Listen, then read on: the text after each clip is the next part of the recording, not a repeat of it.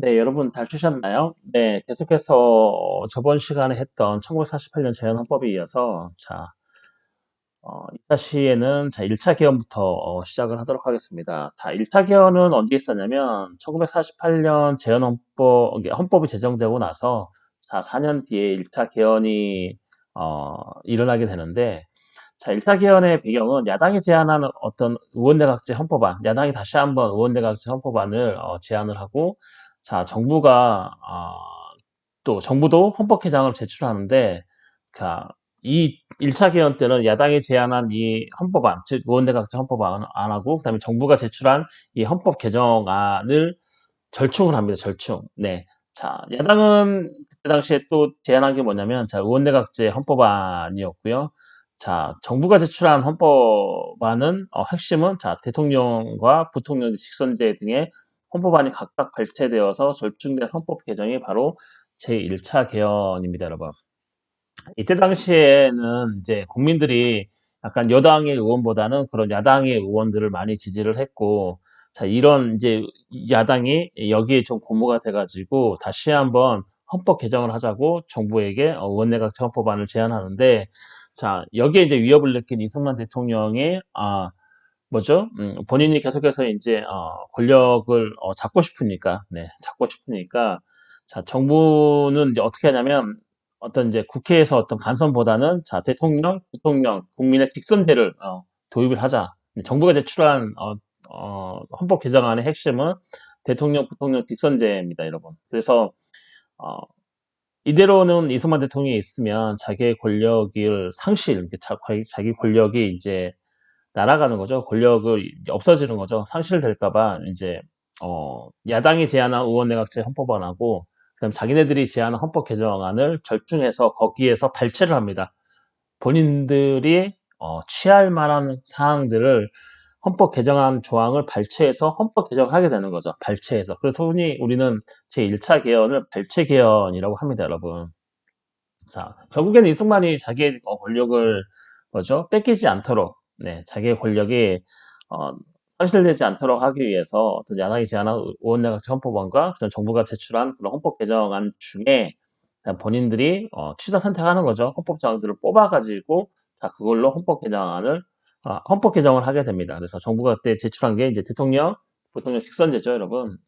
네, 이승만 대통령이 직접 국민에게 판단을 받겠다 이런 거죠, 여러분. 네. 뭐 여당 의원들은 니네가 국민들이 니네 야당 의원을 지지를 할 수 있어도 전반적으로 한 사람을 뽑으라 그러면 뭐 자신이 있다 이런 거죠. 그래서 이제 이승만 대통령이 야당이 제안한 의원내각제 헌법안과 그다음에 자기네들이 제출한 그런 헌법 안 중에 자기네들이 취사 선택해가지고 절충해서 1차 개헌을 하게 되고 자기가 취사 선택했다 해서 이제 발췌 개헌이고 그럼 당연히 야당이 반발하겠죠. 그럼 반발하니까 국회를 봉쇄하면서 기립투표로, 네, 기립투표로, 야, 일어나서 해, 찬성하는 사람 해. 해서 기립투표로 통과를 시키게 됩니다, 여러분. 국회를 봉쇄한다는 건 결국은 비상계엄령이 선포됐다는 거죠, 여러분. 비상계엄령을 선포하고 국회를 봉쇄하게 되는 거죠. 그래서 비상계엄령이 선포되고 국회를 포위하죠. 네, 국회를 봉쇄하는 거죠, 여러분. 국회를 봉쇄하고 그 다음에 국회의원의 자유로운 토론이 원천적으로 봉쇄된다. 즉 뭐냐면 헌법 개정이라는 건 이 헌법 개정은 국가의 조직과 구성에 관한 법, 그 다음에 구성에 관한 사항, 그 다음에 국민의 기본권에 관한 사항들이 있는 이 헌법, 즉 우리의 사회를 규율하고 있는 이 헌법을 개정한다는 건 우리 사회에 미치는 영향이 지대하기 때문에 결국에는 자유로운 토론이 필요한 거죠. 국회의원들이 자유로운 토론을 통해서 이 헌법 개정안의 문제점이 뭐고 이 헌법 개정안의 좋은 점은 뭐고 그래서 이건 이렇게 고치고 저건 저렇게 고치고 이렇게 자유로운 토론이 되고 그다음에 이 헌법 개정안의 어떤 장점과 단점을 충분히 토론한 다음에 표결한 게 아니고 자 비상계엄령을 선포하고 국회를 포위시킵니다, 여러분. 결국에는 이승만이 자기 권력을 놓지 않기 위해서 국회를 포위한 상태에서 발췌를 해가지고 자기네들이 취사 선택한 좋은 조항들을 발췌를 해가지고 기립투표로 통과시킨 게 1차 개헌이고 1차 개헌은 또 하나 문제점이 뭐냐면 헌법 개정 절차의 하나인 공고 절차 이를 생략한 절차적 정의 원리 위배된 위헌적인 헌법 개정이다라고 할 수 있습니다.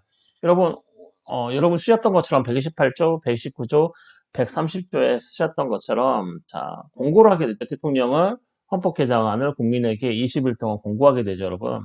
자, 그런 공고 절차, 헌법 개정 절차의 하나니 이 공고 절차를 생략한 거죠. 그러면 이거는 당연히 절차적 정의에 어긋나는 거죠. 그래서 이 절차적 정의 원리에 위배된 위헌적인 헌법 개정입니다. 이 1차 개헌이 여러분.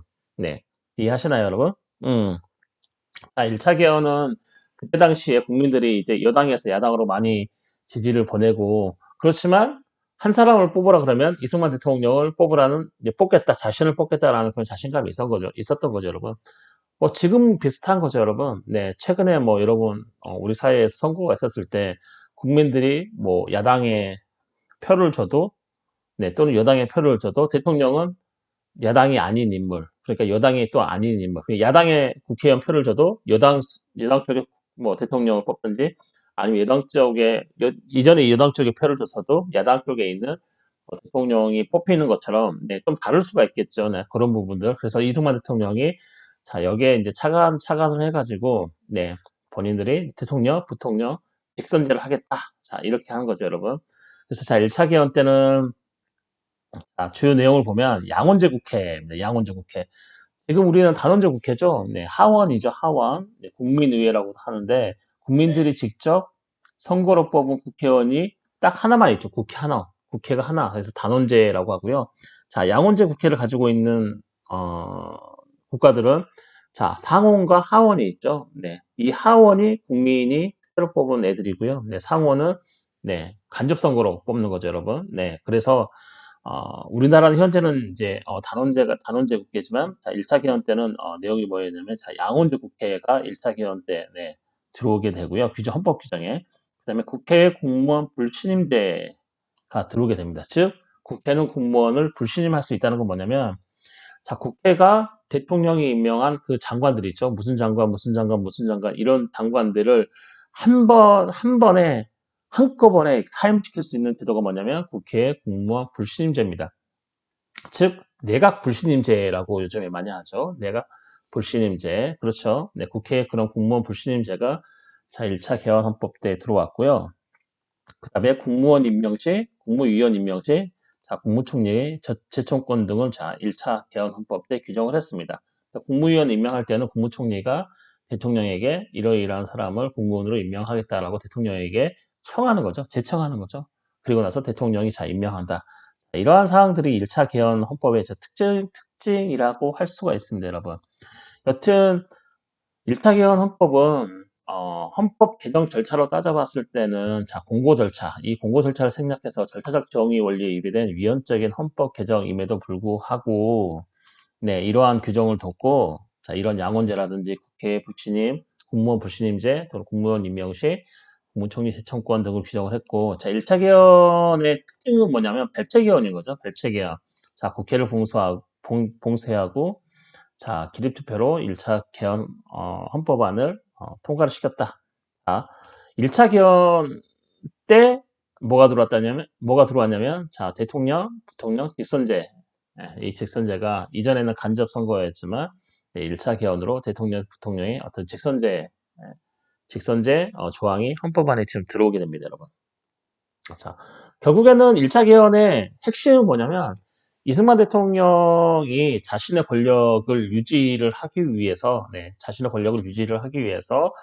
취사 선택에서 헌법 조항을 발췌해서 개헌을 하고, 그 다음에 야당이 반발할 걸 대비해서 비상계엄령 선포한 다음에 국회를 봉쇄하고, 그 다음에 기립하세요 해서 통과시킨 헌법이, 자, 1차 개헌 헌법인데, 자, 이 1차 개헌 헌법에 들어온 게 뭐냐면, 이전에는 단원제였지만, 자, 1950년 1차 개헌으로 양원제 국회, 그 다음에 어떤 국회에 준 거죠. 그러니까 너네 야당에도 조금 베네핏을 줄게 해서 국회 공무원 불신임 제도를 줬다든지, 물론 명목상이지만, 네, 명목상이지만 이런 거 주고, 그다음에 야, 공무원 임명 시에 뭐 국무총리 제청권 등 뭐 이런 것들을 이제 규정하게 된 거죠, 여러분.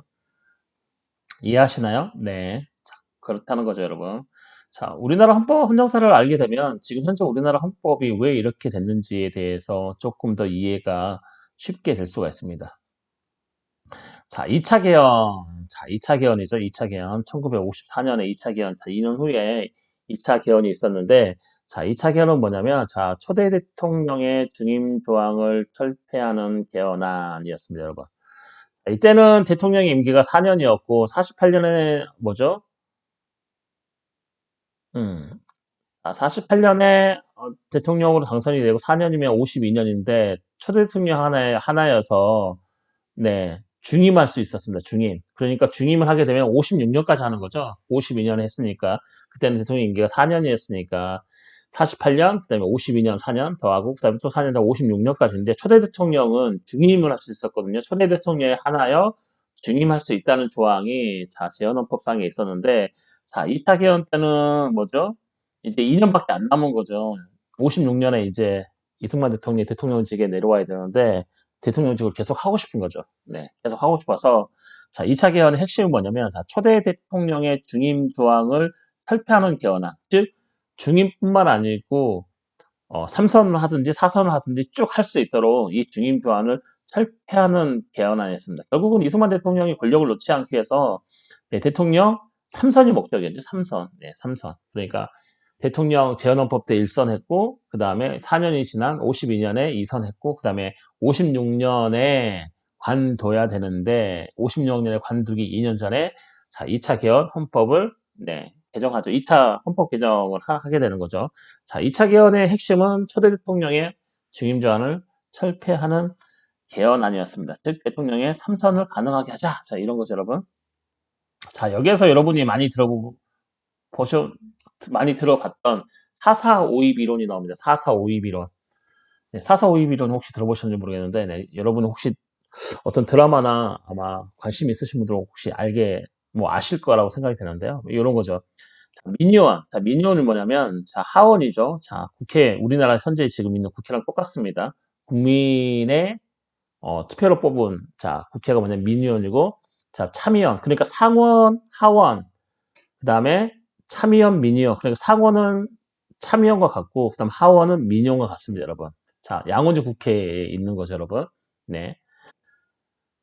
이 미니언 이제 헌법 개정을 했는데, 미니언 이제 표결 결과가 어떻게 됐냐면, 제적이 그때 이제 203명이었는데, 국회의원 제적이 203명이고, 자, 그 다음에 뭐냐면, 찬성 135표로 헌법 개정이 필요한 의결 정족수인 제적의 3분의 2 이상 찬성이 한 표가 부족하여 부결되었으나, 자, 이게 무슨 말이냐면, 자, 여러분 지금도 그렇지만, 자, 헌법 개정안을 국회에서 제적의 3분의 2가 찬성해야 국민투표로 가는 거죠, 지금은. 그렇죠. 네, 이때도 마찬가지로, 자, 국회 제적의 3분의 2가 찬성을 해야 되는데, 자, 203명의 3분의 2는 뭐냐면, 자, 아, 찬성 135표로 헌법 개정에 필요한 의결 정족수인 제적 3분의 2 이상의 찬성에 한 표가 부족하여, 즉 뭐냐면 203명의 3분의 2는 자, 135.3333333 이렇게 나오기 때문에 자, 135.3이면 135를 넘는 거잖아요. 0.3이 붙었기 때문에. 근데 사람은 0.3이 아니죠. 한 명이죠. 그렇기 때문에 결국은 이 0.3도 한 명으로 잡아서 136표가 돼야 된다. 이런 거죠. 203명의 3분의 2는 135.3인데, 135.3333인데, 사람을 0.1, 0.2 이렇게 나눌 수 없으니 한 표 한 표로 나눠야 되겠죠, 여러분. 그래서 135.3이니까 0.3이니까 135표는 부결인 거죠. 그래서 0.3이 부족하니까 부결인데 0.3을 넘으려면 한 사람이 더 찬성을 해야겠죠. 그럼 136표가 되는 건데, 자, 그렇게 해서 이 한 표가 부족해서 이 부결이 됐어요. 부결돼서 이제 야당이 만세하고 외쳤는데, 자, 4-4-5 이론을 주장해서 다시 가결시킨 겁니다, 여러분. 이게 무슨 말이냐면, 자, 초대 대통령의 중임 조항을 설폐하는 개헌안이었고, 자, 국회에서 이 개헌안이 통과되려면 3분의 2, 제적의 3분의 2가 찬성을 해야 되는데, 그때 제적이 203명이었거든요. 이제 이게 3분의 2가 135.3333이에요. 그럼 결국은 135.3이기 때문에 136표가 나와야 가결인데, 그때는 135표가 나왔어요, 여러분. 135표가 나와서, 자, 부결이 됐는데, 자, 그 다음 날, 서울대 이제 수학 교수죠. 네. 서울대의 어떤 수학 교수, 네. 프라이버시다 이름 말 못하고요. 네. 서울대의 어떤 수학 교수가 와가지고, 야, 무슨 소리냐? 수학적으로, 4-4-5입 아니냐? 그러니까 0.4는 버리고 소수점 0.4는 버리고 0.5부터는 반올림 해가지고 네, 1로 치는 거 아니냐. 그게 4,4,5입이잖아요. 수학에서. 근데 지금 3분의 2가 135.3이기 때문에 이건 0.3이기 때문에 버려야 되는 거다. 이거는 버려야 되는 수라서 이 135표가 가결된 거다. 이런 거, 이런 논리인 거죠, 여러분. 4,4,5입인 거죠, 그러니까. 0.4 밑으로는 죽이고, 0.4 이하로는 죽이고, 자, 0.5 이상은 하나 반올림 하니까 지금 이 찬성표는 135.3이기 때문에 0.3이기 때문에 죽여야 된다. 없애야 된다. 그러는 거죠, 여러분. 그래서 135표라도 가결이다. 이렇게 주장한 거죠. 그래서 이런 유명한 일화죠. 이 4.4.5.1을 주장하여서 다시 이 헌법안을 이제 가결시킵니다. 가결. 네. 이건 원천적으로 무효인 헌법 개정인 거죠. 네. 말장난이죠, 여러분. 네, 네, 말장난이죠. 136표가 맞죠. 135.3이면 136표가 맞는데, 예, 이 4.4.5.1 이론을 주장해가지고, 네, 다시 이걸 가결시킵니다, 여러분. 네. 네. 대단한 실력인 것 같습니다. 지금 생각해도. 네. 여튼 그렇게 해서 2차 개헌의 특징은 뭐냐면, 초대 대통령에 한해서 중임을 할 수 있는 이 조항. 초대 대통령 안에서 중임할 수 있다. 자, 이 조항이 있으면 당연히 3선을 못 하잖아요. 그렇죠. 그렇기 때문에 이 중임 조항을 철폐하는 헌법 개정안이 다 2차 개헌 헌법의 특징이었고, 이거는 당연히 의결 종족수를 위반한 2차 헌법 개정이었다. 의결 종족수 위반했죠, 여러분. 136표야 되는데 135표로 했기 때문에. 자, 2차 개헌 때는 국무총리 제도를 폐지했습니다, 여러분. 국무총리 제도를 폐지를 하고요. 그 다음에 경제 질서에 자유시장 경제적 요소를 도입을 했습니다, 여러분. 달래는 거죠, 여러분. 네. 달래는 거예요, 여러분. 네. 무슨 말인지 아세요? 네. 네. 결국은, 그러니까, 내가 대통령 3선을 하게 되면 국민들의 삶은 더 좋아지고, 너네들은 자유를 더 보장이 되고, 너네들은 더 잘 살게 될 것이다 해가지고, 이 경제 질서에 자유시장 경제적 요소를 대입하는 거죠. 막 이제 공화국의 국가가 형성이 됐고, 이제, 어, 헌법을 제정한 지 이제 6년밖에 되지 않았기 때문에 많이 어지럽겠죠. 사회가 많이 어지러운데, 자, 이 어지러운 사회에서 이승만이 국민에게 뭔가 잘 보이기 위해서 이 헌법에 경제 질서에 자유시장 경제적 요소를 도입합니다. 왜냐하면 초기 국가에서는 아무래도 국가가 주도할 수밖에 없기 때문에 이 자유시장 경제적 요소들이 많이 부족할 수밖에 없는데 어떤 국민 달래기용으로 경제 질서에 자유시장 경제적 요소를 도입했다라고 보시면 아마 네 틀림이 없을 겁니다, 여러분. 네. 그리고 대한민국 주권의 제약 또는 영토 변경, 그다음에 국가 안의 중대한 사항에 대한 국민 투표 제도를 신설을 한 거죠, 여러분. 네, 다 그런 거죠. 국민에게 내가 이렇게 됐으니까 니네들의 어떤 기본권은 이만큼 신장이 될 것이고 니네들의 어떤 뭐죠? 경제 질서에는 니네가 조금 더 니네의 자유가 보장되는 그런 경제 질서가 될 것이다라고 어떤 이런 것들을 중임조항 철폐라는 조항과 같이 섞어가지고 국민들이 부담 없이 받아들일 수 있도록 무리가 없이 받아들일 수 있도록 하는 어떤 꼼수에 지나지 않죠. 여튼 하지만 2차 개헌 때는 국무총리 제도 2차 개헌 때는 국무총리 제도가 폐지가 됐었고요.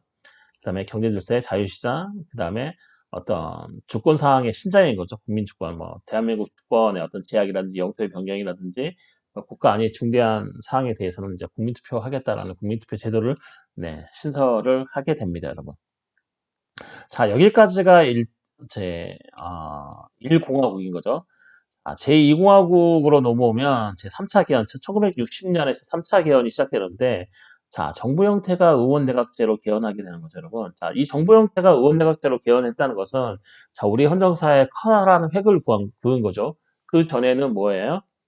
네, 혼합된 대통령제였다가, 지금 의원 내각제로 개헌했기 때문에, 1960년에 의원 내각제로 개헌했기 때문에, 자, 정부 형태가 바뀌는 헌정사 쪽으로 대단히 중요한 사건이죠. 그렇기 때문에 이전의 공화국과 구분하기 위해서 이전에는 제1공화국, 그다음에 이 3차 개헌이 이루어지고 난 이 1960년대에는 제2공화국이라고 불립니다, 여러분.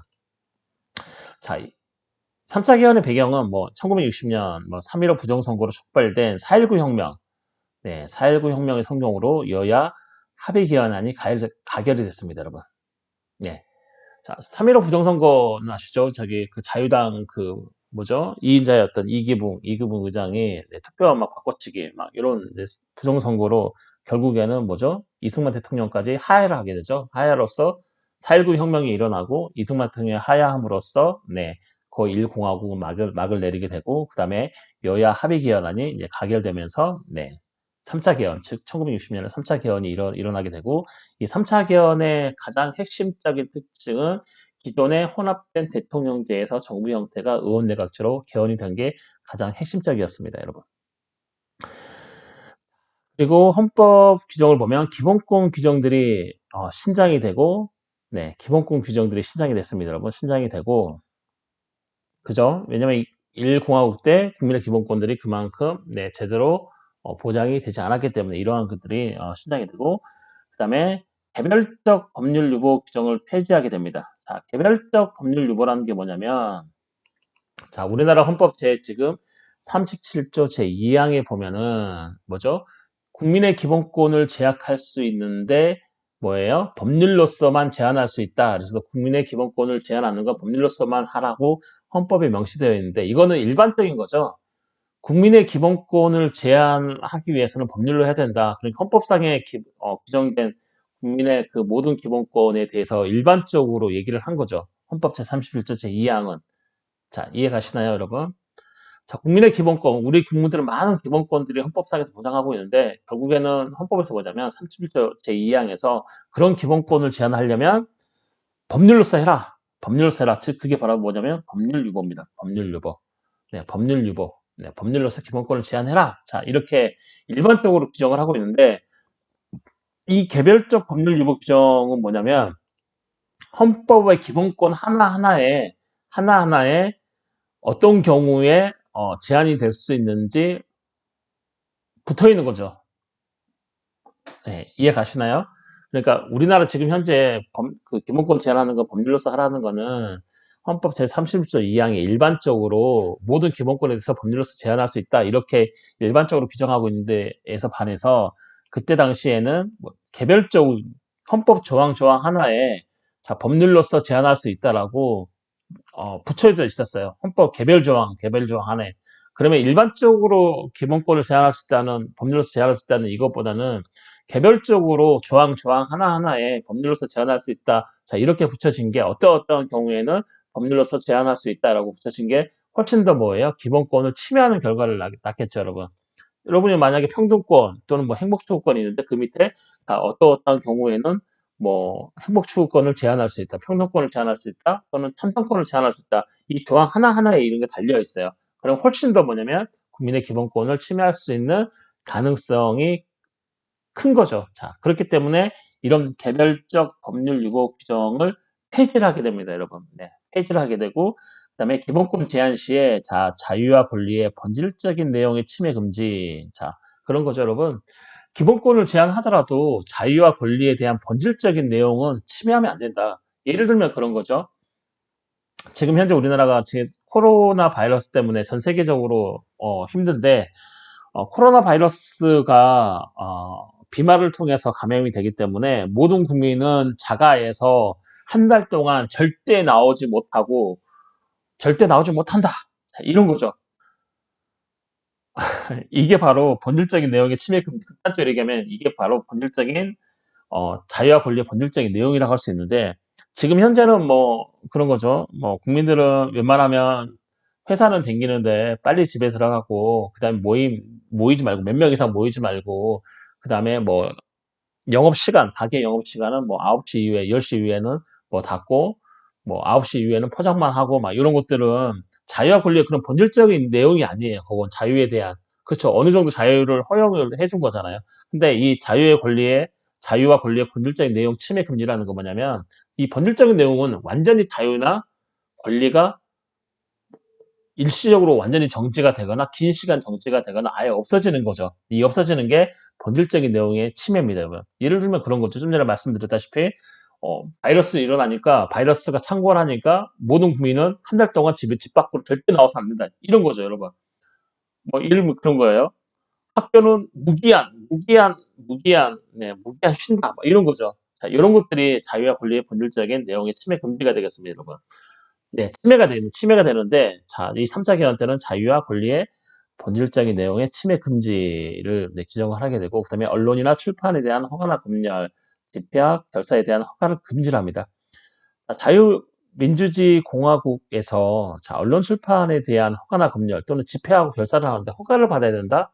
승인이 아니고 허가를 받아야 된다. 자, 허가는 국가가 해줄 거냐 말 거냐 이런 거죠, 여러분. 만약에 언론 출판을 하는데 국가가 허가를 해봐요. 자기에게 좋지 않은 뭐예요? 내용을 쓰는 기자나 회사는 당연히 허가를 안 내주겠죠. 언론 출판업을 안 내줘버리겠죠, 여러분. 그렇기 때문에 이런 언론 및 출판에 대한 허가나 검열, 그 다음에 집회나 결사에 대한 허가를 금지를 하게 됩니다, 여러분. 자, 이게 주요 3차 개헌의 내용이고요. 자, 주요 제도로서는 다 양원제. 자, 의원내각제는 양원제가 거의 특징인 거죠. 자, 국회가 두 개가 있는 거죠, 여러분. 상원과 하원. 자, 우리나라식으로 얘기하면 뭐죠? 참의원과 민의원이 있는 거죠. 자, 양원제 있었고, 그 다음에 민의원의 내각 불신임과 아까 얘기했죠. 네, 여기 보시면 국회 공무원 불신임제랑 거의 대동소이하죠. 네, 한 번에 뭐죠? 그 강요들, 장관들 한 번에 한꺼번에 사임을 시킬 수 있는 거죠.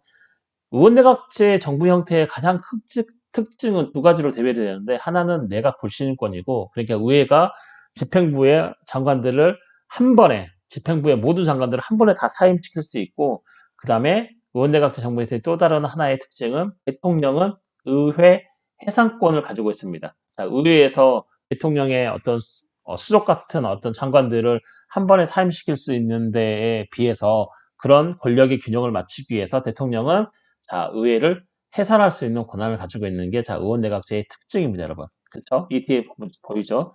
자, 국회 해산 제도가 있고요. 그다음에 공무원 연대 책임. 네, 공무원의 연대 책임 제도를 신설을 했고 대통령은 국회에서 또 간선. 그렇죠? 의원내각제는 자, 당연히 간선이 될 수밖에 없는 게 의회를 구성하고 있는 어떤 정당 이게 의회를 다수 의석을 차지하고 있는 어떤 정당의 대표가 당연히 수상이 되죠. 이 수상이 모든 이제 국가의 어떤 그 행정을 이끌어가고 국가를 운영하기 때문에 당연히 대통령은 상징적인 존재가 될 수밖에 없겠죠. 그렇게 해서 대통령은 국회에서 간선하게 됩니다, 여러분. 국민이 직선으로 뽑지 않고요. 대통령은 국회에서 간선하게 되고 당연히 국회에서 간선을 하기 때문에 뭐예요? 상징적인 존재가 될 수밖에 없고 그다음에 상징적인 존재는 당연히 실권이 없겠죠. 네. 그러니까 상징적인 거죠. 네. 실권이 없는. 자, 대통령 국회에서 간선을 하게 되고, 그 다음에 헌법재판소를 창설하게 됩니다. 자, 이때. 네. 자, 이전에도 헌법재판소의 기능을 하는 기능은 있었지만, 자, 헌법재판소라는 이름을 딱 걸고, 헌법재판소가 헌법 속에 규정된 게 제3차 개헌 1960년대 헌법 개정 때 그렇습니다, 여러분.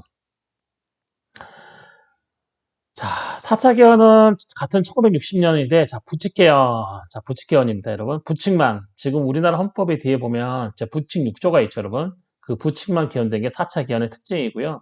자, 3.15 부정선거 행위자, 반민주 행위자, 그다음에 부정축제자 등에 대한 소급적인 처벌을 위한 특별법 제정의 헌법적 근거를 둔 부칙에 두는 개헌이었습니다, 여러분. 이게 뭐냐면, 자, 법률을 제정하게 되면 법률은 오늘 제정했으면 오늘부터 효력이 있는 거죠. 장래, 미래로 가면서 효력이 있는 건데 자, 소급표는 뭐냐면 오늘 제정했어도 법률이 과거로부터 효력을 발휘하는 거죠. 뭐 오늘 제정했어도 이 법률은 뭐 2015년 1월 1일부터 일어난 모든 사건에 대해서 적용한다. 자, 이런 법률의 소급표, 이걸 소급표라고 그러는데 이 소급표는 법률 제정의 원칙의 위반이거든요. 근데 어떤 커다란 사회적 공익이 있을 경우에는 이런 법률의 소급표를 인정을 해줍니다. 위반이긴 하지만 위반으로 보지 않는다는 거죠. 자, 이 4차 개헌 때는 뭐냐면 3.15 부정선거 행위자, 그렇죠. 어떤 반민주 행위자라든지 이런 부재 축제자에 대한 소급 처벌을 위해서 자, 특별법 제정의 헌법적 근거를 부칙에 두는 개헌이 뭐냐면 제 4차 개헌입니다. 이 4차 개헌을 함으로써 그 3.15 부정선거 때 개입했던 그런 애들, 그다음 부정축제한 애들, 그다음 반민주 행위자를 처벌할 수 있도록. 왜냐면 당연하겠죠, 여러분. 자, 이승만이 하야했을 때 당시에 그 뭐죠? 언제죠? 이때가? 네, 이때죠. 60년. 자, 이전에 일어난 일이죠. 부칙 개헌하기 이전에 이런 3.15 부정선거가 있었죠, 여러분. 네, 60년 3월 15일 날 부정선거가 있었는데 이 부정선거를 처벌하기 위해서는 자, 어떤 게 필요했냐면 어차피 3월 15일은 부정선거가 일어났고 이걸 처벌하기 위해서 오늘 제정을 하는데 그건 당연히 3월 15일보다 한참 더 후겠죠. 몇 달 더 후겠죠. 근데 법률은 제정을 하면 미래에 즉 장래효로가 있기 때문에 자, 이 소급표에 대한 근거를 마련해야겠죠, 여러분. 이해하시나요, 여러분? 네, 3.15 부정선거, 1960년 3월 15일 날 부정선거가 있었고, 자, 이때 어떤 부정선거 행위자라든지 반민주 행위자, 그 다음에 부정축제자들을 처벌을 하고 싶은데, 이미 이때, 이 4차 개헌 때는, 이 4차 개헌 때는 언제냐면, 이미 8월달 넘긴, 9월달 넘긴 그런 시점이었기 때문에, 이 3월 15일에 일어났던 일을 처벌하기 위해서는, 당연히 법률의 소급표가 필요했겠죠. 그렇죠? 과거 어느 시점으로부터 적용하는 그런 그 소급표가 필요했고 이 소급표에 대한 정당성 때문에 헌법에다가 네, 근거를 두기 위해서 이 부칙만을 이제 개헌을 하게 된 겁니다, 여러분. 예를 들어서 뭐 그런 거죠. 우리나라가 뭐 그러면 될지 안 될지는 저도 잘 모르겠지만 사회적으로 어떤 반향이 일어날지 모르겠지만 예전에 일제시대 때 일제에 엄청나게 부역을 한 사람들, 물론 어쩔 수 없이 국민들은 일제시대에 살 수밖에 없었기 때문에, 뭐, 살아가는 사람들은 제외하더라도 엄청난 부역으로 해서 얻었던 그런 재산을 지금 가지고 있는 사람들한테 그 재산을 뺏기 위해서, 뭐, 친일, 친일, 친일 행적으로 뭐, 예를 들어서 가칭, 친일 행적으로 뭐, 부정축제된 재산 몰수법, 근데 이 모습법을 오늘 제정하게 되면 오늘로부터 미래잖아요. 그렇기 때문에 과거를 적용할 수 없잖아요. 그렇기 때문에 여기에다가 소급표를 두는다. 자, 이 법률은 뭐 1910년부터 소급 적용한다. 자, 이렇게 되는 거죠. 그리고 이 소급표의 근거를 헌법에 두게 되는 거죠. 헌법에 두게 되는 거죠. 헌법에. 자, 헌법에 부칙을 개정해서 그 부칙에다가 그렇게 두게 되는 거죠. 소급표. 자, 이러이러한 사항에 대해서는 네, 서구표를 인정한다. 뭐 이런 식으로 두게 되는 거죠. 정당성의 근거를. 그러면 오늘 법률을 제정해서도 이 법률은 1910년 1월 1일부터 영향을 미치게 되는 거죠. 자, 그렇게 개헌한 게 뭐냐면 4차 개헌이고 이 4차 개헌은 부칙만을 개헌한 네, 특징을 가지고 있습니다, 여러분. 이해하시나요? 네. 잠시 쉬었다가 네, 계속해서 진행을 하도록 하겠습니다, 여러분.